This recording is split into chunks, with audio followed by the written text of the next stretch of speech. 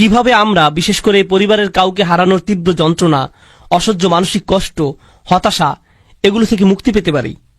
প্রথমত, আল্লাহ আপনাকে যা যা নিয়ামত দান করেছেন সেগুলোতে মনোযোগ দিন। এরপর ফাসল্লি লিরব্বিকা ওয়ানহার, নবী সাল্লাল্লাহু আলাইহি সাল্লামকে আল্লাহ বলছেন সালাত আদায় করুন। আল্লাহ বলছেন দুঃখ, কষ্ট, যন্ত্রণা থেকে মুক্তির উপায় হলো সালাত আদায় করা। সুবহানাল্লাহ। জানেন এখানে সালাত আদায়ের দুইটা দিক আছে। প্রথমত, শেষ আয়াতের সাথে সালাতের সম্পর্ক আছে, আবার প্রথম আয়াতের সাথেও সালাতের সম্পর্ক আছে। তাহলে মাঝখানের আয়াত ফাসল্লি লিরব্বিক হলো এই সূরার মূল আয়াত। প্রথম আয়াতে আল্লাহ নবী সাল্লাল্লাহু আলাইহি সাল্লামকে যা দান করেছেন সেই সম্পর্কে বলা হয়েছে। আর কোনো উপহার পেলে আপনার কি করা উচিত? আপনার কৃতজ্ঞতা প্রকাশ করা উচিত, এবং কৃতজ্ঞতা প্রকাশের শ্রেষ্ঠ মাধ্যম হলো সালাত আদায় করা। তাহলে প্রথম আয়াতের প্রতিক্রিয়া হলো ফাসল্লি লিরব্বিক। আবার দ্বিতীয়ত, তার শত্রুদের কাছে থেকে যে অসহনীয় দুঃখ কষ্ট তিনি পেয়েছেন, যাদের কথা শেষ আয়াতে বলা হয়েছে, এই কষ্টগুলো মোকাবেলা করার জন্য আপনি কি করেন? আপনি নামাজে দাঁড়িয়ে যান। তাহলে ভালো মন্দ উভয় পরিস্থিতিতে আপনার প্রতিক্রিয়া হবে নামাজ আদায় করা। সুবহানাল্লাহ। এখন চলুন নবী সাল্লাল্লাহু আলাইহি সাল্লামের সন্তানদের সম্পর্কে আমরা জানব। আন ইবনে আব্বাস রাদিয়াল্লাহু তাআলা আনহুমা قال, ইবনে আব্বাস রাদিয়াল্লাহু আনহুমা হাদিসটি বর্ণনা করেছেন, কান আকবরু ওয়ালাদি রাসূলুল্লাহ সাল্লাল্লাহু আলাইহি ওয়াসাল্লাম আল কাসিম, রাসূল সাল্লাল্লাহু আলাইহি সাল্লামের বড় সন্তানের নাম ছিল কাসিম রাদিয়াল্লাহু আনহু। সুম্মা জাইনাব, তারপর জাইনাব, সুম্মা আব্দুল্লাহ, তারপর আব্দুল্লাহ, সুম্মা উম্মু কুলসুম, সুম্মা ফাতিমা, সুম্মা রুকাইয়া, ফামাত আল কাসিম। তাহলে এখান থেকে আমরা তার সন্তানদের বয়সের ক্রমও জানতে পারি। তো প্রথম সন্তান ছিলেন কাসিম, তারপর জাইনাব, তারপর আব্দুল্লাহ, তারপর উম্মে কুলসুম, তারপর ফাতিমা, তারপর রুকাইয়া। মাক্কি যুগের শেষের দিকে কাসিম রাদিয়াল্লাহু আনহু ইন্তেকাল করেন। এরপর মাদানী যুগে আব্দুল্লাহ মারা যান। কারো কারো মতে সূরাটি কাসিম রাদিয়াল্লাহু তাআলা আনহুর মৃত্যুর প্রেক্ষাপটে নাজিল হয়, আবার অন্যদের মতে আব্দুল্লাহ রাদিয়াল্লাহু তাআলা আনহুর মৃত্যুর পরে এটি নাজিল হয়। আবার অন্য একটি বর্ণনায় আমরা রাসূল সাল্লাল্লাহু আলাইহি সাল্লামের আরো একজন সন্তানের কথা জানতে পারি, ইব্রাহিম রাদিয়াল্লাহু আনহু। তাহলে তার কোন সন্তানের মৃত্যুর প্রেক্ষিতে সূরাটি নাজিল হয়েছে এই ব্যাপারে বিভিন্ন মতামত পাওয়া যায়। আবার আবু আইয়ুব রাদিয়াল্লাহু আনহু বর্ণনা করেছেন, লাম্মা মাতা ইব্রাহিম বিন রাসূলিল্লাহি সাল্লাল্লাহু আলাইহি সাল্লাম মাশাল মুশরিকুনা বা'দুহুম ইলা বা'দ ফাকালু, অর্থাৎ যখন রাসূল সাল্লাল্লাহু আলাইহি সাল্লামের ছেলে ইব্রাহিম রাদিয়াল্লাহু তাআলা আনহু ইন্তেকাল করলেন, মুশরিকরা একে অন্যের কাছে দৌড়ে দৌড়ে যেতে লাগলো এবং বলল, ইন্না হাযা সাবি ক্বাদ বাতারাল লাইল। সাবি মানে যার আর কোনো সন্তান হবে না, যার কোনো ছেলে সন্তান নেই, কোনো পরবর্তী বংশধর নেই, আজ রাতে তার বংশধারা নিঃশেষ হয়ে গেছে। এটা বলে তারা উৎসব করতে লাগলো। ইব্রাহিম রাদিয়াল্লাহু তাআলা আনহুর মৃত্যুর বর্ণনাই অধিক জোরালো। তো এবার আসুন, ফাসল্লি লিরব্বিক, এই আয়াতটি শুরু হয়েছে ফা অক্ষর দিয়ে। ফা সল্লি লিরব্বিক। এখানে ফা সম্পর্কে ইমাম আল আলুসি বলছেন, আল ফা ফি কওলিহি তাআলা, তিনি বলছেন আল্লাহ যখন আয়াতে ফা অক্ষরটি উল্লেখ করেছেন, লিতারতিবি মা বাদাহা আলা মা ক্বাবলাহা, এই ফা অক্ষরটি এর পূর্ববর্তী বাক্যাংশের উপর গুরুত্বারোপ করে এবং এটি ফা এর পূর্ববর্তী কথার সাথে এর পরের কথাকে সম্পৃক্ত করে। ফাইন্না ইতাআ তাআলা ইয়াহু আলাইহিস সালাতু ওয়াস সালাম মা যুকিরা মিনাল আয়াতিল্লাতী লাম ইউতিহা আহাদাম মিনাল আলামিন, অর্থাৎ যেহেতু প্রথম আয়াতে বলা হয়েছে নবী সাল্লাল্লাহু আলাইহি সাল্লামকে আল্লাহ প্রাচুর্য দান করেছেন, আর তিনি তাকে যা কিছু দান করেছেন সবই অসাধারণ এবং অতুলনীয়। তাছাড়া এগুলো এমন কিছু ছিল যা তিনি এই পৃথিবীর আর কাউকে দেননি। মুস্তাওজাবুন লিল মা'মুরি বিহি আই ইস্তিজাব। এজন্য এটা রাসূল সাল্লাল্লাহু আলাইহি সাল্লামের জন্য গুরুত্বপূর্ণ ছিল যে তিনি এই সীমাহীন কল্যাণ লাভের জবাবে কৃতজ্ঞতা প্রকাশ করবেন। এই অসীম নিয়ামতের জন্য সারা দিয়ে কৃতজ্ঞতা প্রকাশ করা খুবই জরুরি। আইফা দুম আলা সালাতি লিরব্বিক, অর্থাৎ রাসূল সাল্লাল্লাহু আলাইহি সাল্লামকে বলা হচ্ছে যেহেতু আপনার প্রতি অসীম অনুগ্রহ করা হয়েছে তাই আপনি নামাজে অবিচল থাকুন। দুম আলা সালাত, আল্লাহর জন্য আপনি সালাতে অবিচল থাকুন। এগুলো ইমাম আল আলুসির মন্তব্য। আপনাদের আবার একটু মনে করিয়ে দিতে চাই, এর আগের সূরা থেকে আমরা জেনেছি তারা যখন নামাজ পড়ত তারা উদাসীন থাকত, নামাজের প্রতি তারা যত্নবান ছিল না। তাছাড়া যখনই তারা নামাজ পড়ত লোক দেখানোর জন্য নামাজ পড়ত। আর এই সূরায় ঠিক এর বিপরীত বলা হচ্ছে, তোমরা কেবল তোমাদের রবের জন্য সালাত আদায় করো, ফাসল্লি লিরব্বিক।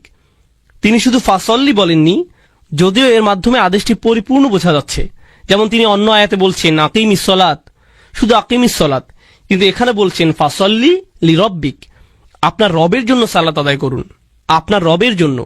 এর মাধ্যমে নামাজ আদায়ের উদ্দেশ্য স্পষ্ট করে বলা হচ্ছে। এখন সল্লি ফাইন্না সালাতা জামিয়াতু লিজামিহি আকসামুশ শুকুর, এটা খুবই গুরুত্বপূর্ণ। আল্লাহ সালাতের কথা বলেছেন, শুকরের কথা বলেননি। তিনি বলেননি ওয়াশুকর রব্বাক, তোমার রবের কৃতজ্ঞতা প্রকাশ করো, তাই না? যখন কোনো অনুগ্রহ করা হয় তখন এর জন্য কৃতজ্ঞতা প্রকাশ করা উচিত। তাহলে আমরা বুঝতে পারলাম সালাত হলো জামিয়াতু লি জামিই আকসামুশ শুকুর, অর্থাৎ আল্লাহর প্রতি কৃতজ্ঞতা প্রকাশের পরিপূর্ণ, সর্বোৎকৃষ্ট এবং সর্বশ্রেষ্ঠ উপায় হলো আল্লাহর জন্য সালাত আদায় করা।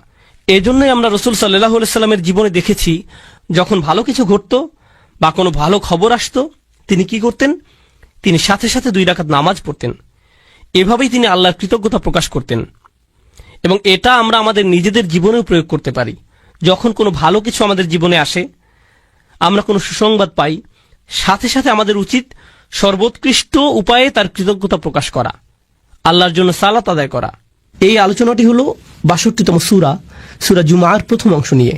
আমার অধ্যয়নের সময় যখন আমি এই কয়েকটি আয়াত অধ্যয়ন করেছি, এগুলো আমাকে বিশেষভাবে প্রভাবিত করেছিল। কারণ আমার মনে হয়েছিল যেন এই আয়াতগুলো কোরআনের পথে এবং ইসলামের পথে আমার নিজের যাত্রারই সারসংক্ষেপ। আমি যেভাবে নিজের ভিতর পরিবর্তন অনুভব করেছি আর যেভাবে আমার জীবনের বাহ্যিক দিকের পরিবর্তন এসেছে, সেটা ছিল একটা প্রক্রিয়ার অংশ। আর পরিবর্তনের সেই প্রক্রিয়াটি আসলে খুব চমৎকারভাবে বর্ণিত হয়েছে সূরা জুমার এই শুরুর আয়াতগুলোতে। আর আপনাদের সাথে এটা শেয়ার করাই আজকে আমার উদ্দেশ্য। আমি শুধুমাত্র লেকচার দিয়ে যেতে আগ্রহী নই। তো এখন আমি আপনাদের সাথে আলোচনা কয়েকটি বিষয় নিয়ে শুরু করব, আর আশা করছি ইনশাআল্লাহ আপনারা আমার সাথেই থাকবেন এবং বিষয়গুলো বুঝতে পারবেন পর্যায়ক্রমে, সুশৃঙ্খলভাবে। আমি বিষয়গুলোকে আজকে সুশৃঙ্খলভাবে উপস্থাপন করতে চাই, যাতে আপনারা বিষয়গুলো সহজেই মনে রাখতে পারেন, যা আপনারা এত ভালোভাবে অনুধাবন করবেন যে তখন আপনারা নিজের ভাষায় তা অন্যদেরকে বোঝাতে পারবেন ইনশাআল্লাহ। আমাদের রাসূল সাল্লাল্লাহু আলাইহি সাল্লামকে সর্বশ্রেষ্ঠ মিশন দিয়ে পাঠানো হয়েছে, যা কোনো মানুষকে কখনো দেয়া হয়নি। আর দ্বিতীয় আয়াতে সেই সম্পূর্ণ মিশনটির সারসংক্ষেপ করা হয়েছে 4টি কাজের মাধ্যমে। এগুলো হলো সেই 4টি কাজ যা রাসূল সাল্লাল্লাহু আলাইহি সাল্লামকে করতে হয়েছিল, যে পরিবর্তন তিনি এনেছিলেন তার জন্য। আর এই আলোচনার শেষে সর্বশেষ যে আলোচনা আপনাদের সাথে করব তা হলো আমার এবং আপনার পরিবর্তনের ক্ষেত্রে আলোচিত এই সকল শিক্ষার ভূমিকা, নিজেকে পরিবর্তনের জন্য কোরআনে বর্ণিত এই 4টি পদক্ষেপ, যার আলোকে আমি আজকের আলোচনার নামকরণ করেছি। মূলত তাই থাকবে শেষের দিকে। কোরআন থেকে এই শিক্ষাগুলো আমরা শিখব এবং শেষে তা থেকে নির্যাস বের করে আমাদের নিজেদের জীবনে প্রয়োগ করব। তো আসুন শুরু করি সেই ভূমিকা দিয়ে। তো আসুন প্রথম আয়াতটি দিয়ে শুরু করা যাক। বিসমিল্লাহির রহমানির রহিম। ইউসাব্বিহু লিল্লাহি মা ফিস সামাওয়াতি ওয়া মা ফিল আরদিল মালিকিল কুদ্দুসিল আজিজিল হাকিম। আমি আপনাদের জন্য সরল অনুবাদ করছি। আকাশ এবং পৃথিবীর সব কিছু আল্লাহর পারফেকশন ঘোষণা করছে এবং তারা এটা করে যাবে। তিনি রাজা, পবিত্র, কর্তৃত্বের অধিকারী, বিজ্ঞ।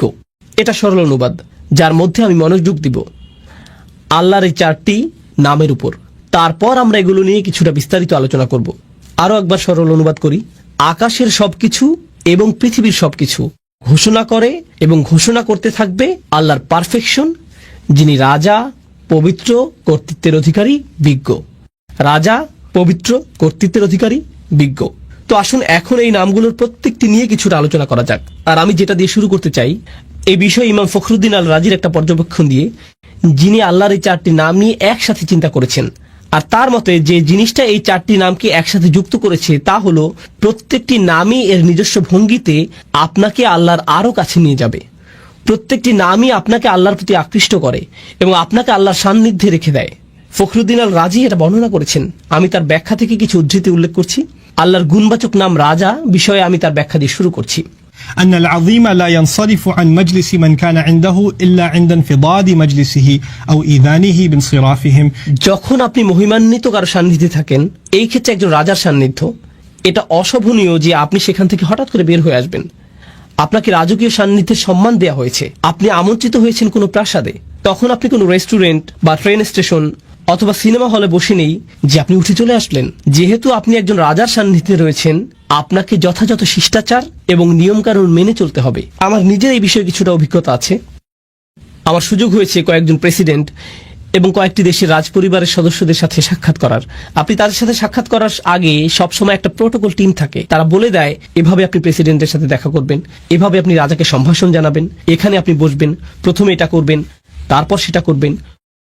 কথোপকথনের মাঝখানে আপনি ফোন হাতে নিয়ে এভাবে কথা বলতে পারবেন না।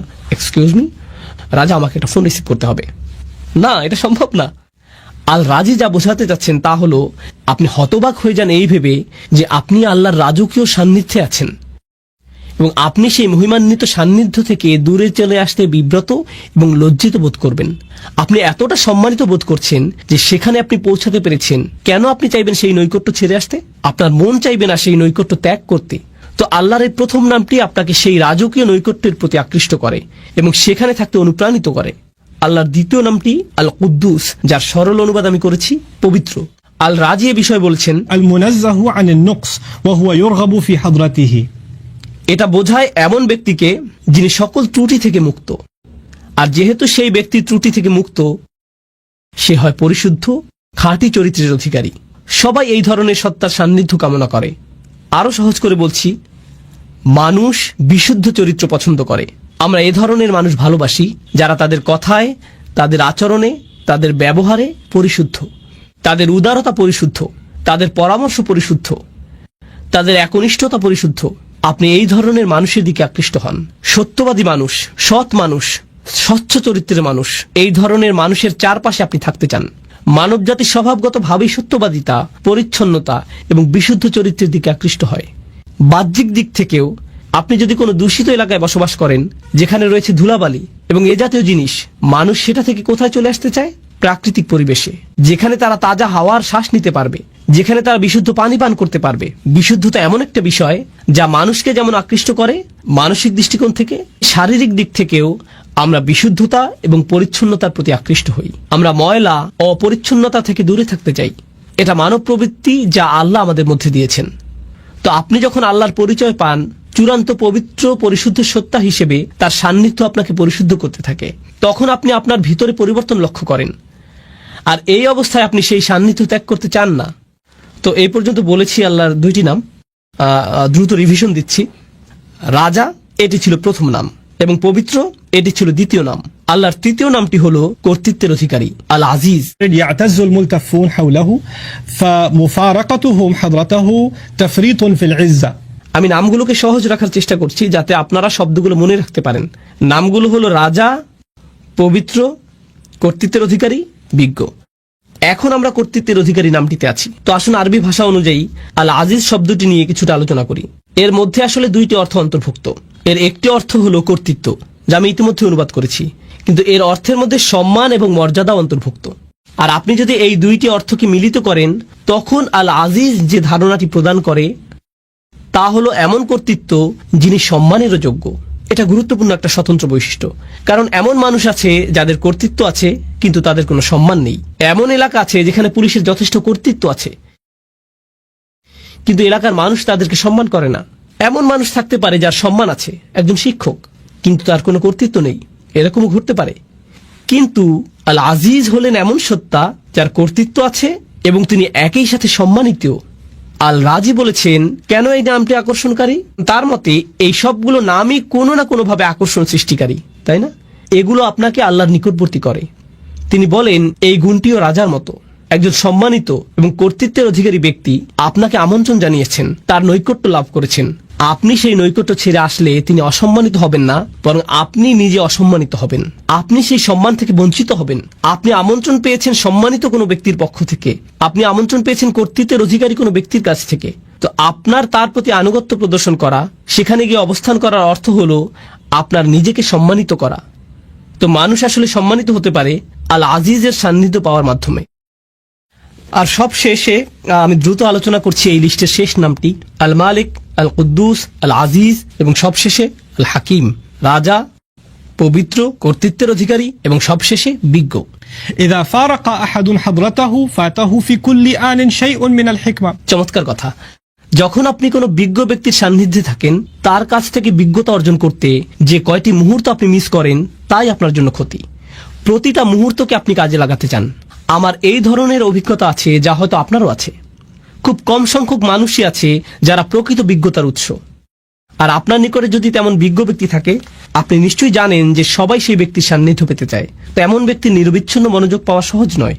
আর যদি আপনি তা পান, আপনি চেষ্টা করেন প্রতিটা মুহূর্তকে কাজে লাগাতে, যাতে তার কাছ থেকে পাওয়া সবটুকু বিজ্ঞতাকে ধারণ করতে পারেন। পৃথিবীর বিভিন্ন প্রান্তে কিছু কিছু শিক্ষক আছেন যাদেরকে আমি অনুসরণ করি। আমি ভ্রমণ করে তাদের কাছে যাই, যেখানে গিয়ে কোনো লেকচার দেওয়ার জন্য না, আমি ভ্রমণ করি তাদের সাথে সাক্ষাৎ করার জন্য।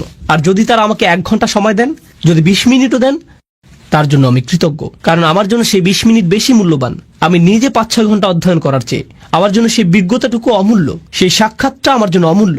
তো বিজ্ঞ ব্যক্তির নৈকট্যে প্রতিটা মুহূর্তই মূল্যবান, এবং এটা এমন ঘনিষ্ঠ অন্তরঙ্গ সম্পর্ক কোনো শিক্ষক অথবা বয়স্ক কারোর সাথে, যিনি আপনাকে তত্ত্বাবধান করেন, ভালোবাসেন, এবং এর মাধ্যমে আপনি বিজ্ঞতা অর্জন করতে পারেন। তো এই হলো আল্লাহর 4টি নাম যা এই আয়াতের মধ্যে বর্ণিত হয়েছে: রাজা, পবিত্র, কর্তৃত্বের অধিকারী এবং বিজ্ঞ। এটা ছিল ইমাম রাজির চিন্তা, এবং কিভাবে তিনি নামগুলোকে বিশ্লেষণ করেছিলেন তার বর্ণনা। আমি তার এই বিশ্লেষণের সাথে আমার কিছু চিন্তা যোগ করতে চাই। আমি আপনাদের সাথে যা শেয়ার করতে চাই তা হলো, আল্লাহর এই নামগুলোকে আরো সাজানো যায়। 4টি নামকে 2 জোড়ায় ভাগ করা যায়, আর সেই 2টি জোড়া হলো, প্রথম এবং তৃতীয় নাম দুটি একরকম, আবার দ্বিতীয় এবং চতুর্থ নাম দুটির মধ্যে মিল রয়েছে। 1 এবং 3, 2 এবং 4। আসুন নাম্বারগুলোর স্থানে নাম বসাই। রাজা এবং কর্তৃত্বের মধ্যে মিল আছে, আর পবিত্র এবং বিজ্ঞতার মধ্যে মিল আছে। তো আসুন এই সম্পর্কে আলোচনা করি। আপনারা অনেকেই হয়তো বুঝতে পারছেন রাজা এবং কর্তৃত্বের মধ্যে মিল কি থাকতে পারে। একজন রাজাই কর্তৃত্বের অধিকারী, আর একজন আদর্শ রাজা সম্মানিত। এই 2টি নামের মধ্যে আরো অনেক মিল আছে। তারা উভয় দাবি করে আনুগত্যের, তাদের উভয়কেই সম্মান করতে হয়, তাদের আদেশ পালন করতে হয়। আপনাকে স্বীকার করতে হবে তাদের অবস্থান উপরে এখানে, আর আপনি নিচে এখানে। একজন রাজার অবস্থানও অন্য সবার ঊর্ধ্বে। তিনি রাজা আর আপনি একজন প্রজা। আপনার অবস্থান নিচে এখানে। আল্লাহর এই নামগুলো আমার উপর তার কি প্রভাব ফেলে? আমার উপর তাদের প্রভাব হলো, তারা আমাকে আল্লাহর প্রতি অনুগত বানায়, বাধ্যগত বানায়, আল্লাহর সামনে বিনয়ী বানায়। তারা আমাকে আল্লাহর ভয়ে ভীত বানায়, তারা আমাকে আতঙ্কিত করে, তারা আমাকে আল্লাহর শক্তিমত্তা এবং মহত্বের স্মরণে অভিভূত বানায়, এবং আমার ক্ষুদ্রতা প্রকাশ করে। এটাই এই নামগুলো প্রকাশ করে। কোন 2টি নাম? আল মালিক এবং আল আজিজ।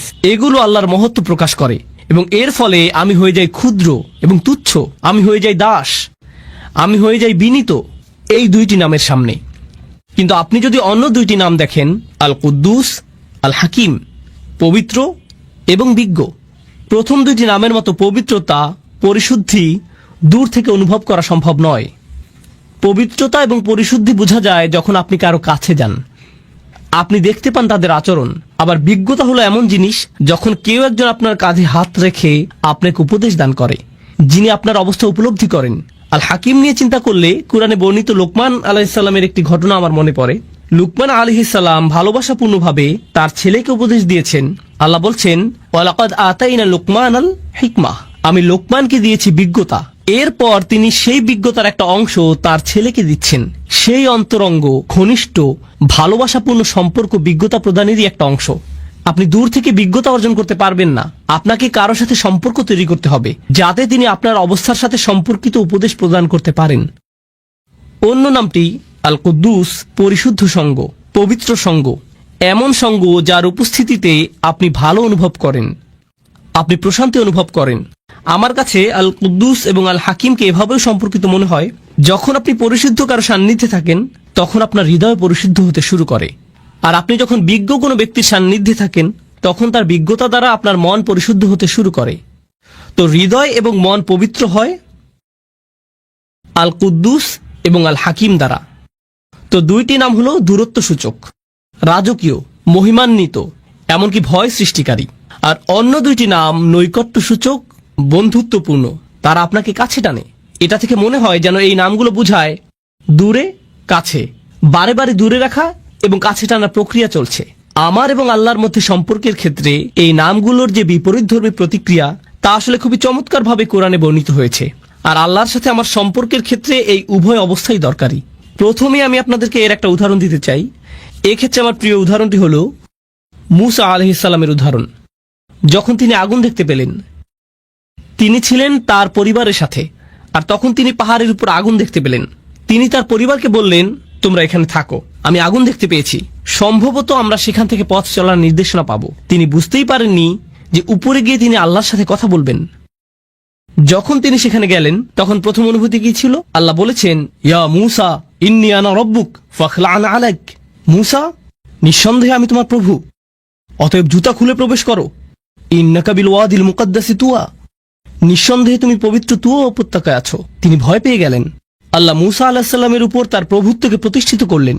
তিনি একজন দাস মাত্র, জুতা খুলে ফেলো, যথাযথ সম্মান প্রদর্শন করো। এটা একটা ভয় সৃষ্টিকারী সম্পর্ক। পরেই আল্লাহ কি বললেন? ওয়া আনা উখতারতুকা ফাসতামি' লিমা ইউহা, এবং আমি তোমাকে মনোনীত করেছি, আমি তোমাকে বাছাই করে নিয়েছি, তোমার উপরে যা নাজিল করা হচ্ছে তা মনোযোগ দিয়ে শোনো। অর্থাৎ আল্লাহ বলছেন, আমি তোমার মধ্যে সম্ভাবনা দেখেছি, এজন্যই তোমাকে মনোনীত করেছি। এখন তিনি মূসা আলাইহিস সালামকে স্বাভাবিক করতে চাইছেন।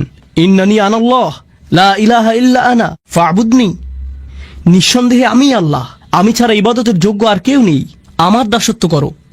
এটা আবারও প্রভুত্ব এবং দাসত্ব ভয় সৃষ্টিকারী সম্পর্ক। আর এর ঠিক পরে এই নৈকট্য সূচক সম্পর্ক, ওয়াকিমিস সালাতা লিযিকরি, নামাজ কায়েম করো যাতে আমাকে স্মরণ করতে পারো। আল্লাহর স্মরণ অবশ্যই হৃদয়ের সাথে সম্পর্কিত এবং আল্লাহর সাথে নৈকট্য প্রকাশকারী বিষয়। এরপরেই তিনি আবারও তাকে ভয় দেখাচ্ছেন এবং বলছেন, ইন্নাস সাআতা আতিয়াতুন আকাদু উখফিহা লিতুজজা কুল্লু নাফসিন বিমা তাসআ ফালা ইয়াসুদ্দান্নাকা আনহা মান লা ইউমিন বিহা ওয়াত্তাবা হাওয়াহু ফাতারদা। কিয়ামত নিকটবর্তী, আমি এটাকে প্রায় সম্পূর্ণ গোপন রেখেছি যাতে প্রত্যেক ব্যক্তি তার প্রচেষ্টা অনুযায়ী প্রতিদান পেতে পারে। যারা কিয়ামতে বিশ্বাস করে না এবং নিজের প্রবৃত্তির অনুসরণ করে, তাদেরকে সেই সুযোগ দিও না যাতে তোমাকে বিভ্রান্ত করতে পারে, তাহলে তুমি পাহাড় থেকে নিচে পড়ে যাবে। আক্ষরিকভাবে তিনি বলেছেন ফাতারদা, কারণ মূসা আলাইহিস সালাম পাহাড়ের উপরেই দাঁড়িয়েছিলেন।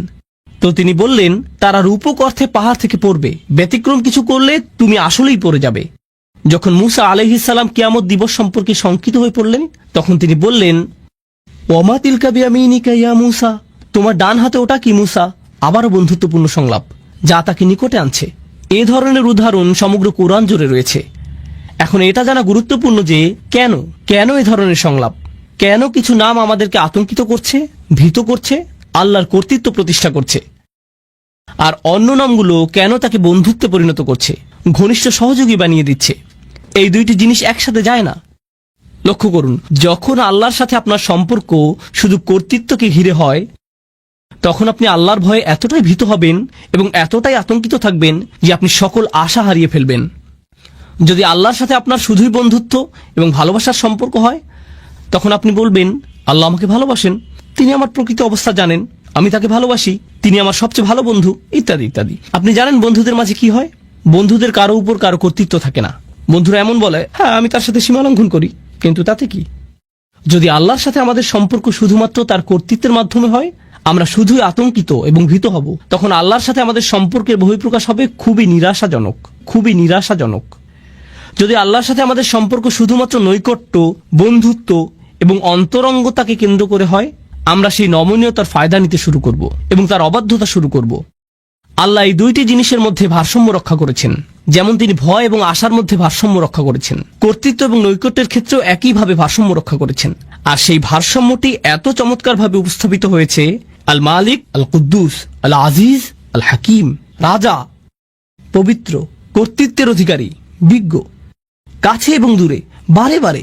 সুবহানাল্লাহ। তো এখন আমরা প্রস্তুত। আমি আপনাদেরকে এই চারটি নামের পরিচয় দিয়েছি: রাজা, পবিত্র, কর্তৃত্বের অধিকারী এবং বিজ্ঞ। এখন আমি আপনাদের সাথে আলোচনার দ্বিতীয় অংশটি শুরু করতে চাই, যা হলো রাসূল সাল্লাল্লাহু আলাইহি সাল্লামের সম্পর্কে যে চারটি কাজ আল্লাহ তাকে দিয়েছেন। আমি প্রথমে আপনাদের সাথে আয়াতটি পেশ করছি, আর তারপর আমরা এ বিষয়ে কিছুটা বিস্তারিত আলোচনা করব। প্রথমে আমি সরল অনুবাদ উল্লেখ করব। হুয়াল্লাযী বাআসা ফিল উম্মিয়িনা রাসূলাম মিনহুম ইয়াতলু আলাইহিম আয়াতিহি ওয়া ইউযাক্কিহিম ওয়া ইউআল্লিমুহুমুল কিতাবা ওয়াল হিকমাতা ওয়া ইন কানু মিন ক্বাবলু লাফি যালালিম মুবিন। তিনি সেই সত্তা যিনি নিরক্ষরদের মাঝে তাদের মধ্য থেকে একজন রসুল মনোনীত করেছেন। মিনহুম ইয়াতলু আলাইহিম আয়াতিহি, যিনি তাদের কাছে তার আয়াত, তার ওহী, তার মুজিজা বর্ণনা করেন। ওয়া ইউযাক্কিহিম, এবং তিনি তাদেরকে পরিশুদ্ধ করেন। ওয়া ইউআল্লিমুহুমুল কিতাব, আর তিনি তাদেরকে শিক্ষা দেন। এখানে বলা হয়েছে বই, কিন্তু বই শব্দটি দিয়ে আইন কানুনও বোঝানো হয়। কোরআনে অনেক স্থানে কিতাব শব্দটি আইন শব্দে ব্যবহৃত হয়েছে। তো তিনি তাদেরকে আইন কানুন শিক্ষা দেন, ওয়াল হিকমা, এবং বিজ্ঞতা শিক্ষা দেন। আবারও আমি অনুবাদটি সারমর্ম নিজের ভাষায় বলছি। তিনি সেই সত্তা যিনি নিরক্ষরদের মাঝে তাদের মধ্য থেকে একজন রসুল নিযুক্ত করেছেন, যিনি করেন চারটি কাজ, আর তা হলো তিনি তাদের কাছে তার আয়াতসমূহ বর্ণনা করেন অথবা মুজিজাসমূহ তাদের কাছে উপস্থাপন করেন, তিনি তাদেরকে পরিশুদ্ধ করেন, তিনি তাদেরকে শিক্ষা দেন আইন কানুন এবং বিজ্ঞতা। ওয়া ইন কানু মিন ক্বাবলু লাফি দালালিম মুবিন, অর্থাৎ যদিও অনেক আগে থেকেই তারা স্পষ্ট বিভ্রান্তিতে ডুবে ছিল, এই লোকগুলো পথভ্রষ্ট ছিল। অনেক অনেক শতাব্দী ধরে মিথ্যা উপাস্যদের ইবাদত করা, মূর্তি পূজা করার কারণে তারা ভ্রান্তির মধ্যে ছিল। তো এটাই হলো আয়াতটির সরল অনুবাদ। আবারও বলছি, এখানে 4টি কাজের কথা এসেছে। রাসূল সাল্লাল্লাহু আলাইহি সাল্লাম তাদের কাছে আয়াতসমূহ বর্ণনা করেন, পরিশুদ্ধ করেন, তিনি তাদেরকে আইন কানুন শিখান এবং তিনি তাদেরকে বিজ্ঞতা শিখান। এই 4টি কাজ ভালোভাবে বোঝার জন্য প্রথম যে জিনিসটা আপনাদের সাথে শেয়ার করতে চাই তা হলো, অন্য সকল নবীর তুলনায় রাসূল সাল্লাল্লাহু আলাইহি সাল্লাম অনন্য দায়িত্বের বোঝা বহন করেছেন। শেষ নবী হওয়ার অর্থ শুধুমাত্র এই না যে তার অবস্থান তালিকার শেষে, এর অর্থ তার বোঝাটি ছিল সবচেয়ে ভারী। মানবতাকে পথ দেখাতে আর কোনো নবী আসবেন না। তো তাকে যে দায়িত্ব দেয়া হয়েছিল এবং তার যা করণীয় ছিল, সেই 23 বছর সময়ে তা শুধুমাত্র তার সরাসরি শ্রোতাদের পরিবর্তনের জন্যই ছিল না, বরং তাকে যা দেয়া হয়েছিল তা অবিরামভাবে মানবজাতিকে সংশোধন করে যাবে কিয়ামত পর্যন্ত। যেভাবে সকল নবী মানবতাকে পরিশুদ্ধ করে গেছেন, আগে যে কাজ সকল নবীরা করে গেছেন, এখন তা পালন করতে হবে এই একজন নবীর দ্বারা, তাদের সবার জন্য। কিয়ামত পর্যন্ত যত জাতি আসবে, যত প্রজন্ম আসবে, যত সমাজ আসবে, কিয়ামত পর্যন্ত যত জাতি আসবে, এই বোঝাটি আমাদের রাসূল সাল্লাল্লাহু আলাইহি সাল্লামকে বহন করতে হয়েছিল। আর এই সব কিছুর উপর নবীদেরকে দেয়া হতো চমকপ্রদ সব মুজিজা, সমাজে পরিবর্তন সাধন করার জন্য, মানুষকে সঠিক পথে আনার জন্য। যেমন মুসা আলাইহিস সালাম এবং তার লাঠির ঘটনা। কিন্তু আমাদের নবীকে শুধু কোরআনই দেয়া হয়েছিল, তাকে অন্য কিছু দেয়া হয়নি। এই 4টি কাজের ধারাবাহিকতা এবং সৌন্দর্য বিস্তারিত বোঝার জন্য আমি এই আলোচনা শুরু করতে চাই একটি উপমার মাধ্যমে। আর আমার মনে হয় এই উপমাটির মধ্যে আয়াতের মূল বিষয়গুলো চলে আসবে। অনেক আগের অনুন্নত এক গ্রামের কথা কল্পনা করুন, যাতে তেমন একটা সভ্যতার ছোঁয়া লাগেনি। যারা সেখানে বসবাস করে তাদের তেমন কোনো আইন কানুন এবং অবকাঠামো ছিল না। আর তারা একদিন একটি বাহিনীকে আসতে দেখল, যেখানে ছিল সুসজ্জিত ঘোড়া, পোশাক পরিহিত সৈনিক, তাদের সাথে রাজদূতও এসেছেন। আর সেই রাজদূতের দেহে এমন সব পোশাক যা তারা আগে দেখেনি কখনো। নিঃসন্দেহে এই নবাগতরা এই এলাকার অধিবাসী না। আর সেই দূত তাদের সামনে একটি রাজফরমান মেলে ধরলেন এবং একজন রাজার পাঠানো বার্তা তাদেরকে পড়ে শোনাতে লাগলেন, যিনি কিনা তাদের গ্রামকে দখল করতে চান, তার সাম্রাজ্যের অন্তর্ভুক্ত করতে চান এবং তাদের তার রাজ্যের অংশ হওয়ার সুযোগ দানে ধন্য করতে চান। তিনি সেই রাজার পক্ষ থেকে এই সকল বার্তা তাদেরকে দিয়ে যাচ্ছেন। গ্রামের অধিবাসীরা তাকে দেখে বলল, প্রথমত এটা পরিষ্কার যে আপনারা বহিরাগত, কিন্তু কিভাবে আমরা বুঝবো যে আপনি আসলে একজন রাজার কাছ থেকে এসেছেন? এর সপক্ষে কি প্রমাণ আছে আপনার কাছে? কি প্রমাণ আছে আপনার কাছে? তো তিনি তাদেরকে দেখালেন মুদ্রা, তিনি তাদেরকে এমন ধনভাণ্ডার দেখালেন যার অধিকারী হওয়া একজন রাজার পক্ষেই সম্ভব। তিনি তাদেরকে এমন কিছু নিদর্শন দেখালেন যাতে প্রকাশ পায় যে তিনি আসলে একজন রাজপ্রতিনিধি। যদি তারা সন্তুষ্ট হয়, তারা বলবে, আমরা তার কথা শুনে দেখব, আমরা শুনতে চাই এই রাজার কি বক্তব্য। আমরা বেশ চমৎকৃত হয়েছি এই বাহিনী এবং এর সাথে যা কিছু তিনি নিয়ে এসেছেন এবং তার রাজকীয় প্রমাণাদি দেখে। আমরা তার প্রস্তাবটি বিবেচনা করব। এখন আপনি যদি সেই বাহিনীর সাথে গিয়ে রাজার সাথে সাক্ষাৎ করতে যান, তাহলে আপনাকে সবচেয়ে সুন্দর পোশাকটি পরিধান করতে হবে, আপনাকে রাজদরবারের রীতিনীতি মেনে চলতে হবে, আপনাকে নিজেকে পরিশুদ্ধ করতে হবে, আপনাকে নিজেকে পরিচ্ছন্ন করতে হবে। আয়াতে আমরা যা শিখছি তার সাথে মিলাতে থাকুন। আপনি রাজার সাক্ষাৎ পেলেন আর রাজা আপনাকে বললেন, যদি তোমরা আমার রাজ্যের অন্তর্ভুক্ত হতে চাও, এই আইন কানুনগুলো তোমাদের মেনে চলতে হবে, এই বিধিবিধানগুলো এখন থেকে পালন করতে হবে, এটাই হবে তোমাদের সংবিধান। আর সেই দূত আস্তে আস্তে এই মানুষগুলোকে গড়ে তুললেন আর তারা একের পর এক রাজ্যের আইনগুলো তাদের সমাজে বাস্তবায়িত করতে লাগলো। একসময় তারা নিজেরাও হয়ে উঠল পরিশুদ্ধ, সুপ্রশিক্ষিত, সুপ্রতিষ্ঠিত, পরিশীলিত একটি সমাজ। আর যখন তারা প্রশিক্ষিত হতে শুরু করে, তখন তারা পরিশীলিত জাতিতে পরিণত হওয়ার সুফল উপলব্ধি করতে শুরু করে। তারা এই সকল আইনের সুবিধা আগে দেখতে পায়নি, কিন্তু এখন তারা সেই সুবিধাগুলো দেখতে পাচ্ছে। তো পরিশুদ্ধির এই প্রক্রিয়া তারা অতিক্রম করলো। আমি আপনাদের সামনে এই উপমাটি উপস্থাপন করলাম কারণ এটা রাসূল সাল্লাল্লাহু আলাইহি সাল্লামের কাজের সাথে মোটামুটি মিলে যায়, কিন্তু কিছু অমিলও আছে। মিলগুলো হলো, রাসূল সাল্লাল্লাহু আলাইহি সাল্লাম যেই মানুষগুলোর মধ্যে এসেছিলেন, তারা তাদের রাজার কাছ থেকে কোনো বাণী পায়নি অনেক অনেক প্রজন্ম ধরে। ওয়া ইন কানু মিন ক্বাবলু লাফি দালালিম মুবিন। রাসূল সাল্লাল্লাহু আলাইহি সাল্লাম প্রথম কোন কাজটি করলেন? তিনি আল্লাহর আয়াতগুলো বর্ণনা করেছিলেন। মানুষ কোরআনের বাণী শুনল আর তিনি দাবি করেছিলেন যে এটা এসেছে আল্লাহর কাছ থেকে। তারা বলল, কিভাবে আমরা বুঝবো যে এটা আল্লাহর কাছ থেকে এসেছে? কি প্রমাণ আছে আপনার কাছে যে এটা আল্লাহর বাণী? আল্লাহর বাণীগুলো এতটাই শক্তিশালী, এতটাই অভিজাত, এতটাই অনুকরণীয়, আপনার পক্ষে এর মতো কিছু তৈরি করা সম্ভব না। এর প্রভাব এতটাই অভিভূতকারী যে যারা এটা শুনবে তারা তৎক্ষণাৎ বুঝতে পারবে যে এই কথাগুলো কোনো মানুষের কথা নয়। তারা আল্লাহর বাণীর মুজিজা সরাসরি উপলব্ধি করেছিল, আর শুধুমাত্র এটাই তাদেরকে বিনয়াবনত করেছিল। এরকম নজিরও রয়েছে, যখন মানুষ রাসূল সাল্লাল্লাহু আলাইহি সাল্লামের সাথে বিতর্ক করতে এসেছিল, তখন তিনি আয়াত পাঠ করতে করতে এমন আয়াতে গেলেন যেখানে আল্লাহ আদেশ করেছেন সবাইকে সিজদায় অবনত হওয়ার জন্য। এরকম ঘটেছে, কাফেরদের সম্পূর্ণ জনসমাবেশ সেখানে সিজদায় পড়ে গিয়েছিল। এরকম ঘটেছে, কোরআনের বাণী তাদেরকে অভিভূত করে ফেলেছিল। এই প্রথম কাজটি রাসূল সাল্লাল্লাহু আলাইহি সাল্লাম করেছেন, মানুষকে কোরআনের শক্তিশালী মুজিজার সাথে পরিচয় করিয়েছেন। ইয়াতলু আলাইহিম আয়াতিহি, তিনি এটা তাদের কাছে উপস্থাপন করেছেন, আর যখন উপস্থাপন করলেন তারা বিস্ময়ে অভিভূত হয়ে গেল। এই মানুষটি এটা সৃষ্টি করতে পারে না, এটা এসেছে অনেক বেশি মহান, অনেক বেশি রাজকীয়, অনেক বেশি শক্তিশালী কোন সত্তার কাছ থেকে। কিছু মানুষ এই বাণীগুলোর দ্বারা এতটাই অভিভূত হয়ে গেল যে তারা সংকল্প করলো যে তারা এই বাণীকে গ্রহণ করে নিবে, এবং তারা উপলব্ধি করলো যে এখন তাদেরকে পরিশুদ্ধ হতে হবে। এই সকল মানুষেরা তখন রাসূল সাল্লাল্লাহু আলাইহি সাল্লামকে সঙ্গ দিয়েছিলেন, তারা তার চারপাশে থাকতেন, তাকে ঘিরে থাকতেন, তারা তাকে কেন্দ্র করে একটি সমাজ গড়ে তুলল, আর তিনি তাদেরকে সার্বক্ষণিকভাবে আল্লাহর স্মরণে রেখেছিলেন। ফাযাক্কির ইন নাফাআতিয যিকরা, স্মরণ করিয়ে দাও যদি স্মরণ করানো উপকারে আসে। ফাইন্না যিকরা তানফাউল মুমিনিন, সার্বক্ষণিক জিকির দ্বারা মুমিনরা উপকৃত হবে। রাসূল সাল্লাল্লাহু আলাইহি সাল্লাম আল্লাহর বাণীর মাধ্যমে তাদেরকে সার্বক্ষণিকভাবে আল্লাহর স্মরণের মধ্যে রেখেছিলেন, আর সেই স্মরণের মাধ্যমে দুইটি জিনিস ঘটল। তাদের হৃদয় পরিশুদ্ধ হতে শুরু করলো লোভ থেকে, হিংসা থেকে, বস্তুবাদ থেকে, দুনিয়াবী প্রয়োজন এবং দুশ্চিন্তা থেকে। আল্লাহর সাথে তাদের হৃদয়ের সম্পর্ক ক্রমশ জোরালো হতে লাগলো, আর এই পৃথিবীর সাথে ধীরে ধীরে সম্পর্কহীন হতে লাগলো। তারা চারপাশকে আরো পরিশুদ্ধ এবং সৌন্দর্যমণ্ডিতভাবে দেখতে লাগলো। তবে তাদের মনও পরিশুদ্ধ হতে শুরু করলো, তাদের চিন্তা পদ্ধতিতে পরিবর্তন আসা শুরু করলো। তারা বিভিন্ন বিষয়কে সমালোচনার দৃষ্টিতে দেখতে লাগলেন, যা আগে করেননি। তারা এমন সব বিষয়কে সমাদর করতে শুরু করলেন। এই পরিশুদ্ধি ঘটেছিল তাদের অবিরত ওহির জ্ঞানের সংস্পর্শে থাকার কারণে। ওয়ায়ুযাক্কিহিম, তিনি তাদেরকে পরিশুদ্ধ করেছেন। আর যখন তারা পরিশুদ্ধির একটা নির্দিষ্ট স্তরে পৌঁছলেন, তখন তাদের হৃদয় এবং মন সম্পূর্ণভাবে আল্লাহর নিকট সমর্পিত হয়ে গেল। আর আগেই তারা আল্লাহর মুজিজার দ্বারা অভিভূত হয়েছিলেন। এভাবেই তারা সবচেয়ে শক্তিশালী মানুষে পরিণত হলেন, এমন মানুষ যারা সবকিছু ছাড়তে প্রস্তুত ছিলেন। অবশেষে আল্লাহ তাদেরকে আইনের বিধিবিধান প্রদান করলেন।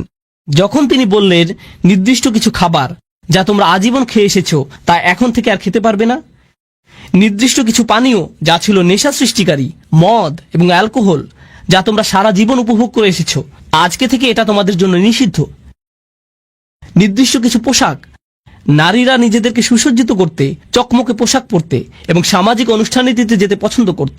আর তারপর কোরআন বলল, না, আজকে থেকে তোমরা অন্যভাবে পোশাক পরিধান করবে, এবং তাদেরকে আইনের বিধিবিধান দিল। যখন আল্লাহ আইনের বিধিবিধান দিলেন, এই মানুষগুলো তৎক্ষণাৎ প্রস্তুত ছিলেন তা বাস্তবায়নের জন্য। কেন এরকম ঘটলো? কারণ দীর্ঘ একটা সময় ধরে দুইটি বিষয় ঘটে গিয়েছিল। ইয়াতলু আলাইহিম আয়াতিহি, তারা অভিভূত হয়েছিল আল্লাহর মুজিজার দ্বারা, তারা আল্লাহর বাণীর কাছে বিনয়াবনত হয়েছিল, এবং অবিরত তারা কোরআনের স্মরণ দ্বারা পরিশুদ্ধ হয়েছিলেন। এরপর অবশেষে তারা প্রস্তুত হয়েছিলেন আইন মানার জন্য। এই বিষয়ে হযরত আয়েশা রাদিয়াল্লাহু তাআলা আনহার উক্তিটি স্মরণীয় হয়ে থাকবে, লাউ আউয়ালা মা নাযালা মিনাল কুরআন লা তাশরবুল খামর লাকুলনা আল্লাহি লান নাতরুকাল খামরা আবাদা। তিনি বলেছেন, কুরআন নাজিলের প্রথমেই যদি বলা হতো যে মদ পান করো না, তাহলে আমরা বলতাম আমরা কখনোই মদ ছাড়বো না, আমরা কখনোই এটা ত্যাগ করতাম না, কারণ তখন আমরা পরিশুদ্ধ হইনি। এটাই তিনি বোঝাতে চেয়েছেন। এখানে ওয়ায়ুআল্লিমুহুমুল কিতাব, অর্থাৎ তিনি তাদেরকে কিতাব শিক্ষা দেন। এই অংশটি খুবই শক্তিশালী একটা বিষয় যা আমাদেরকে অনুধাবন করা জরুরি। তো এখানে ইয়াতলু আলাইহিম আয়াতিহি ওয়ায়ুআল্লিমুহুমুল কিতাব, অর্থাৎ তিনি তাদেরকে কিতাব শিক্ষা দেন। এই অংশটি খুবই শক্তিশালী একটা বিষয় যা আমাদেরকে অনুধাবন করা জরুরি। ইসলামের আইন কানুনগুলো এরকম না যে শুধুমাত্র বলে দিলাম এটা হারাম, এটা হারাম, ওটা হারাম। আপনি যদি আসলেই চান যে তারা পরিবর্তিত হোক, তাহলে তাদেরকে কোরআনে বর্ণিত এই একই প্রক্রিয়ার মধ্য দিয়ে যেতে হবে। এখন সব শেষে আসছে অন্তহীন পথ চলার কথা, ওয়াল হিকমা, অর্থাৎ তিনি তাদেরকে বিজ্ঞতা শিক্ষা দেন। কেন আমি এটাকে বলছি অন্তহীন পথ চলা? লক্ষ্য করুন, আইন হলো সীমিত সংখ্যক বিধিবিধানের একটি সমষ্টি। এটা সীমিত কিছু নির্দেশনা, এটা নিষিদ্ধ, এটা নিষিদ্ধ, এটা নিষিদ্ধ, এটা অবশ্য করণীয়, আপনাকে দিনে 5 ওয়াক্ত নামাজ আদায় করতে হবে, সামর্থ্য থাকলে হজে যেতে হবে, আপনাকে রমজান মাসে রোজা রাখতে হবে। আইনের সংখ্যা সীমিত। ইসলামের আইনের সংখ্যা অসীম নয়, কিন্তু বিজ্ঞতা হলো সম্পূর্ণরূপে ভিন্ন একটি বিষয়। বিজ্ঞতা হলো অসীম, সমগ্র জীবনব্যাপী সাধনা। কোরআন শুধুমাত্র আমাদেরকে আইন দিতে আসেনি, কোরআন এসেছে সারা জীবনব্যাপী পাওয়া যায় এমন বিজ্ঞতা দিতে। আমার সমগ্র জীবন যদি ব্যয় হয় কোরআন থেকে বিজ্ঞতা অন্বেষণ করতে, তবুও সামান্য কয়েক ফোঁটা অর্জন করেই আমাকে পৃথিবী ছাড়তে হবে। এটাই বিজ্ঞতার ধরন। তো সবশেষে আল্লাহ আয্যা ওয়া জাল্লা বলছেন, তিনি তাদেরকে বিজ্ঞতা শিক্ষা দেন। তিনি তাদেরকে সেই পদ্ধতির শিক্ষা দেন যাতে তারা এই গ্রন্থটির সাথে সম্পর্ক তৈরি করতে পারে এবং এটা থেকে আরো আরো রত্ন আহরণ করতে পারে। আফালা ইয়াতাদাব্বারুনা কুরআন, তারা কি কোরআন নিয়ে গভীর মনোনিবেশ সহকারে চিন্তা করে না? এই প্রক্রিয়াটির কথাই কোরআনে এসেছে। প্রসঙ্গক্রমে বিজ্ঞতা সম্পর্কে আরেকটি বিষয় হলো, বিজ্ঞতা আইনের পেছনের অন্তর্নিহিত বিজ্ঞতাকেও শিক্ষা দেয়। এটা আপনাকে দেখায় যে ইসলাম শুধুমাত্র কিছু বিধিবিধান নয়, এটি আসলে একটি নৈতিক আদর্শ, এটি একটি আধ্যাত্মিক আদর্শ। এই আইনগুলোর মধ্যে আধ্যাত্মিক কল্যাণ রয়েছে, নৈতিক কল্যাণ রয়েছে। আপনি যত বেশি অধ্যয়ন করবেন, আইনের পেছনের এই বিজ্ঞতাগুলো তত স্পষ্ট হতে শুরু করবে। এই হলো পরিবর্তনের 4টি ধাপ যা রাসূল সাল্লাল্লাহু আলাইহি সাল্লামকে দেয়া হয়েছিল। এখন আমি এই আলোচনার মধ্যে আমার প্রিয় অংশটিতে আসছি। তা হলো আপনাদের কাছে উপস্থাপিত এই 4টি ধাপ কিভাবে সেই সমাজকে পরিবর্তন করতে সক্ষম হয়েছিল যা ছিল অন্ধকারাচ্ছন্ন অনেক অনেক প্রজন্ম ধরে। আল্লাহ আমাদেরকে বলছেন যে কোরআনকে অবমূল্যায়ন করা যাবে না। কোরআন এমন বই নয় যে আপনি শুধুমাত্র পড়েই থেমে যান। কোরআন হলো সেই বই যার সাহায্যে আপনি সম্পূর্ণভাবে নিজেকে পরিবর্তন করতে পারেন। আমি আপনাদেরকে আবারও স্মরণ করিয়ে দিচ্ছি রাসূল সাল্লাল্লাহু আলাইহি সাল্লামের এই 4টি কাজ। তিনি আয়াতসমূহ বর্ণনা করেন, তিনি তাদেরকে পরিশুদ্ধ করেন, তিনি তাদেরকে আইন শিক্ষা দেন, তিনি তাদেরকে বিজ্ঞতা শিক্ষা দেন। এই 4টি কাজ আসলে আল্লাহর 4টি নামের সাথে সম্পূর্ণরূপে মিলে যায়, যেগুলো দিয়ে আমি আলোচনা শুরু করেছিলাম। আজকের আলোচনার এই অংশটি হলো আমার সবচেয়ে প্রিয়।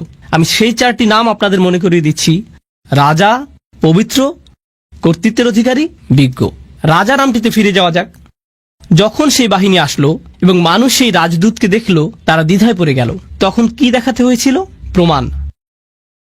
আয়াত আসলে কি? যখন রাসূল সাল্লাল্লাহু আলাইহি সাল্লাম মানুষের সামনে আয়াত পাঠ করেন, যখন তিনি তাদেরকে এর মুজিজা দেখান, এর মাধ্যমে তিনি আসলে কি করছেন?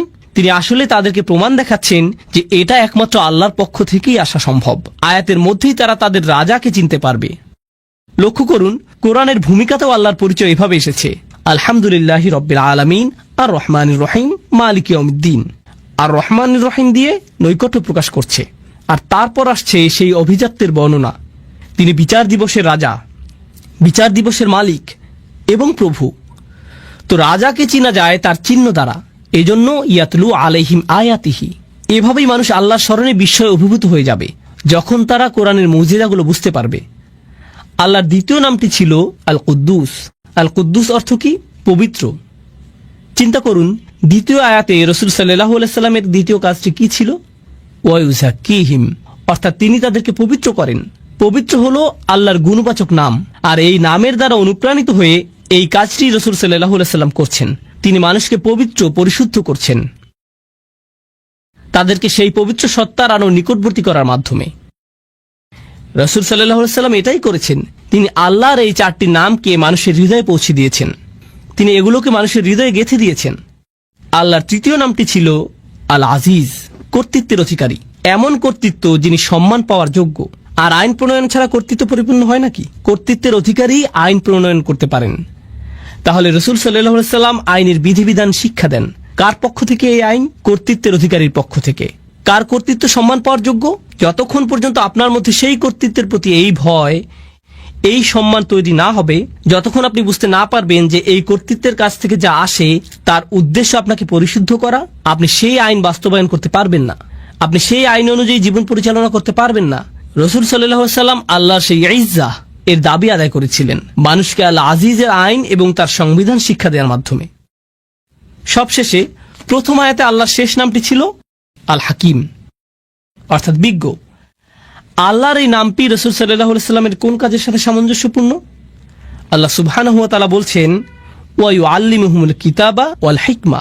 তিনি তাদেরকে শিক্ষা দেন বিজ্ঞতা। আল্লাহ হলেন সবচেয়ে বিজ্ঞ, যিনি তার রাসূলকে শিক্ষা দিয়েছেন যাতে তিনি তার অনুসারীদের মনে বিজ্ঞতা সঞ্চারিত করেন, যারা এই আহ্বানে সাড়া দিবে এবং এই বিশ্বাসকে আলিঙ্গন করবে। সুবহানাল্লাহ। আল্লাহর 4টি নাম রাসূল সাল্লাল্লাহু আলাইহি সাল্লামের উপর আরোপিত 4টি কাজের সাথে সরাসরি মিলে যাচ্ছে। এটাই হলো পরিবর্তনের জন্য কোরআনের বিস্ময়কর পথ চলা, যে পথে বহু মানুষ হেঁটেছে। এই নামগুলোকে হৃদয়ে ধারণ করার মাধ্যমে, যা আকাশ এবং পৃথিবী উপলব্ধি করতে পেরেছে। আল্লাহ যা বলেছেন তা হলো, তোমরা যদি এই নামগুলোকে হৃদয়ে ধারণ করতে পারো, তোমরাও আকাশ এবং পৃথিবীর সাথে সামঞ্জস্যপূর্ণ হয়ে উঠবে। রাসূল সাল্লাল্লাহু আলাইহি ওয়াসাল্লাম এই উদ্দেশ্যে এসেছিলেন, আপনাদের মধ্যে সেই শৃঙ্খলা নিয়ে আসা যা ইতিমধ্যে আপনার চারপাশে বিদ্যমান রয়েছে। আশ-শামসু ওয়াল কমারু বিহুসবান ওয়ান নাজমু ওয়াশ-শাজারু ইয়াসজুদান, অর্থাৎ তারকা এবং বৃক্ষরাজি সিজদায় অবনত হয়। কেন তিনি আমাদেরকে বলেছেন যে তারকা এবং বৃক্ষরাজি সিজদা করে? অথবা পাখিদের তাসবিহ পড়া? আল্লাহ বলেছেন পাখিরা তাসবিহ পড়ে। ওয়া ইম মিন শাইইন ইল্লা ইউসাব্বিহু বিহামদিহি ওয়ালাকিন লা তাফকাহুনা তাসবিহাহুম, অর্থাৎ এমন কোন জিনিস নেই যা তার প্রশংসা সহকারে তাসবিহ করে না। তো এভাবেই আমরা আমাদের চারপাশের অন্য সৃষ্টি জগতের সাথে একত্র হতে পারি। এখন আমরা একটা মজাদার বিষয়বস্তুতে এসে পড়েছি। আগের সকল আলোচনার বিবেচনায় কিভাবে আমরা নিজেদের পরিবর্তনের বিষয়টা চিন্তা করতে পারি? ইন্টারেস্টিং একটা প্রশ্ন হলো, চমৎকার এই পরিবর্তনের বিষয়ে আমরা যখন চিন্তা করি, আমি ছোটবেলা থেকেই শুনে এসেছি, সম্ভবত আপনিও সারা জীবন খুতবা এবং আলোচনায় শুনেছেন, সাহাবীদের চরিত্র কত চমৎকার ছিল, তাদের জীবনের পরিবর্তন কতটা বিস্ময়কর ছিল, কি অবিশ্বাস্য পরিবর্তনের মধ্য দিয়ে তারা জীবন অতিবাহিত করেছিলেন, আল্লাহর প্রতি কি বিস্ময়কর আনুগত্য তারা প্রদর্শন করেছিলেন। আপনি তাদের সম্পর্কে শুধু শুনেই গিয়েছেন, আর আপনি মনে মনে হয়তো বলেছেন তারা এত ভালো ছিলেন, কিন্তু এর সাথে আমার সম্পর্ক কোথায়? তারা ছিলেন অসাধারণ, এটা আমার বুঝে আসে, কিন্তু আমি নিঃসন্দেহে তেমনটি নই। আমার দ্বারা কি এই ধরনের পরিবর্তন সম্ভব? কোরআন কি আমাকে শুধুমাত্র এই অসাধারণ ঐতিহাসিক পরিবর্তনের কথাই বলছে? এক্ষেত্রে লক্ষ্য করুন তৃতীয় আয়াতটি, দেখুন আল্লাহ কি বলছেন, ওয়া আখারিনা মিনহুম লাম্মা ইয়ালহাকু বিহিম ওয়া হুয়াল আজিজুল হাকিম, অর্থাৎ তারা ছাড়াও অন্যরা, যারা হয়তো আরব না, আর এর দ্বারা পরবর্তী প্রজন্ম বোঝাতে পারে, যারা এখনো তাদের সাথে মিলিত হয়নি। তৃতীয় আয়াতে এটাই বলছে যে তারা ছাড়াও অন্যরা, যারা এখনো তাদের সাথে এক হয়নি। ওয়া হুয়াল আজিজুল হাকিম, অর্থাৎ তিনি হলেন সকল কর্তৃত্বের অধিকারী। এর দ্বারা আল্লাহ বলছেন আধ্যাত্মিক ও নৈতিক এই বিপ্লবটি শুধুমাত্র এমন কিছু মানুষের মধ্যে সীমাবদ্ধ নয় যারা রাসূল সাল্লাল্লাহু আলাইহি সাল্লামের সাহচর্য পেয়েছেন, বরং এটা এমন একটা বিষয় যার ধারাবাহিকতা অব্যাহত থাকবে, কারণ তিনি হলেন সর্বশেষ রাসূল। অন্যরা এখনো তাদের সাথে যোগ দেয়নি, তারা কখনোই তাদের রাসূলের সাক্ষাৎ পায়নি, কিন্তু তারা কোরআনের সাক্ষাৎ পাবে। তারা কখনোই সাহাবীদের সাক্ষাৎ পায়নি, কিন্তু তারা একই ধরনের পরিবর্তনের সাক্ষাৎ পাবে। তারা আসছে। এটা শোনার পর রাসূল সাল্লাল্লাহু আলাইহি সাল্লামের সাহাবীরাও চিন্তা করেছিলেন, অন্যরা? এই অন্যরা কারা? মানহা উলা। তারা বলেছেন, কুন্না জুলুসা ইনদান নবী সাল্লাল্লাহু আলাইহি সাল্লাম, অর্থাৎ আমরা রাসূল সাল্লাল্লাহু আলাইহি সাল্লামের সান্নিধ্যে বসেছিলাম। নাযালাত আলাইহি সূরাতুল জুমআ, সূরা জুমআ নাজিল হলো। এই সূরাটি নাজিল হলো, আর যখন তিনি তিলাওয়াত করতে শুরু করলেন, তিনি পড়লেন, ওয়া আখারিনা মিনহুম লাম্মা ইয়ালহাকু বিহিম, অন্যরা এখনো তাদের সাথে মিলিত হয়নি।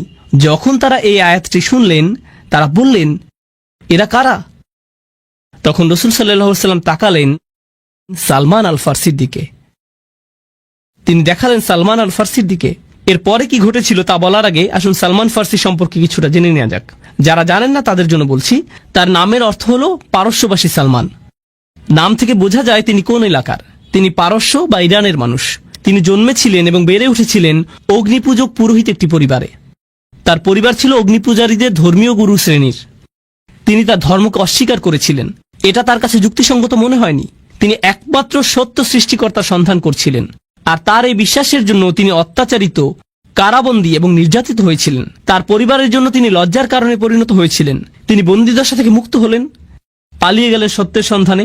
এরপর একজন খ্রিস্টান পাদ্রীর সাক্ষাৎ পেলেন, তার শিষ্যত্ব গ্রহণ করলেন, যিনি তাকে শিক্ষা দিয়েছিলেন পূর্ববর্তী আসমানি গ্রন্থসমূহ, তাওরাত, হিব্রু বাইবেল, আরো শিক্ষা দেন ঈসা আলাইহিস সালামের শিক্ষাগুলো। তাকে শিক্ষা দেন সর্বশেষ নবীর আবির্ভাবের লক্ষণসমূহ, যিনি আসবেন মদিনাতে। তো সালমান আল ফারসি বললেন, আমাকে সেখানে যেতে হবে, সর্বশেষ নবীর সাক্ষাৎ পাওয়ার জন্য আমি সেখানে যেতে চাই। তো তিনি রওনা দিলেন এবং ডাকাতের হাতে পড়ে দাস হিসেবে বিক্রি হয়ে গেলেন। দাস হিসেবে মদিনাতেই তাকে নিয়ে আসা হলো। দাস হিসেবে থেকেই সেখানে রাসূল সাল্লাল্লাহু আলাইহি সাল্লামের আগমনের অপেক্ষা করছিলেন। আর যখন রাসূল সাল্লাল্লাহু আলাইহি সাল্লাম হিজরত করে মদিনায় আসলেন, তিনি নিজেকে উপস্থাপন করলেন এবং বললেন, আমি এভাবে এখানে এসেছি, আমি আপনার সাক্ষাতের প্রত্যাশায় এখানে এসেছি। ফিরে আসছি আমাদের আলোচনায়। উনি ছিলেন ইরানের অধিবাসী, যিনি এমন পরিবেশে ছিলেন যার ইসলামের সাথে কোনো সম্পর্ক ছিল না, কোনো দাওয়াত, কোনো প্রচারণা ছিল না। তিনি নিজে সত্যের অনুসন্ধান করেছিলেন এবং রাসূল সাল্লাল্লাহু আলাইহি সাল্লামের সান্নিধ্য লাভে ধন্য হয়েছিলেন। ইনি সেই ব্যক্তি।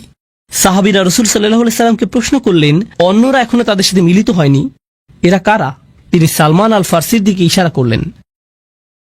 তারপর বললেন, লাউ কানা ঈমানু ইনদা সুরাইয়া ইমান যদি বৃহস্পতি গ্রহের মতো দূরবর্তী স্থানেও থাকত, লানা আলাহু রিজালুম মিন হাউলা, তার মতো মানুষেরা ইমানের জন্য সেখানেও পৌঁছে যেত।